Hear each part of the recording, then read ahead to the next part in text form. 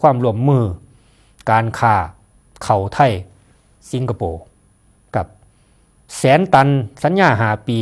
ครับคาดว่านายกจะเซ็นสัญญาเร็วนี่แหละครับเดือนพฤศจิกายนนี่แหละฟ้าวเซ็นเลยขายเข่าก็แปลว่าสิงคโปร์ต้องซื้อเข่าเฮาแม่นบ่หรือเฮาซื้อเข่าสิงคโปร์เป็นไปบ่ได้แสดงว่าเฮาขายของให้สิงคโปร์เด้สัญญาตั้ง5 ปีพุ่นเกี่ยวกับเรื่องนี้ครับนายศิริพงษ์อังคสกุลเกียรติ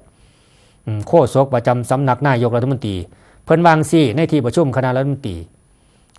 เห็นชอบตามที่กระทรวงพาณิชย์เสนอเกี่ยวกับบันทึกความร่วมมือเรื่องค้าขายระหว่างไทยกับสิงคโปร์ระหว่างรัฐบาลกับรัฐบาลนะครับบ่แม่นนายกนายขอกับสิงคโปร์เด้รัฐบาลไทยกับรัฐบาลสิงคโปร์กับร่างความร่วมมือดังกล่าวเป็นเรื่องการซื้อข้าวจำนวน100,000 ตันในระยะเวลา5 ปีทั้งนี้นายกเพิ่นจะไปเยือนสิงคโปร์มื้ออื่นนี่แหละครับมื้ออื่นนี่ไปสิงคโปร์อีกแล้วครับคาดการว่าจะเป็นหนึ่งในร่างสัญญาที่มีการลงนามระหว่างไทยกับสิงคโปร์ครับนอกจากนี้คณะรัฐมนตรียังเห็นชอบโครงการสลากกุศลเพิ่มเติมเนื่องจากกระทรวงการคลังกับขอเปลี่ยนวัตถุประสงค์ในบางรายการของการออกสลากการกุศลเพิ่มเติม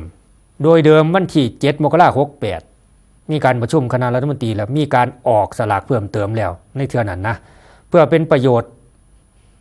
ในด้านการศึกษาและการสาธารณสุขและก็ลดความเหลื่อมล้ำทางสังคมจากวงเงิน 10,000 ล้านบาทที่ดำเนินการไปแล้ว7 โครงการใส่เงินไปแล้วประมาณ 5,308 ล้านบาทก็เลยเฮ็ดให้มีเงินเหลืออยู่ 4,691 ล้านบาทโดยกระทรวงการคลังขอเพิ่มวัตถุประสงค์ในหมวดศิลปวัฒนธรรมเพิ่มด้วยกับสลากการกุศลเพิ่มเติมกับพอเงินยังเหลือเด้จัดไป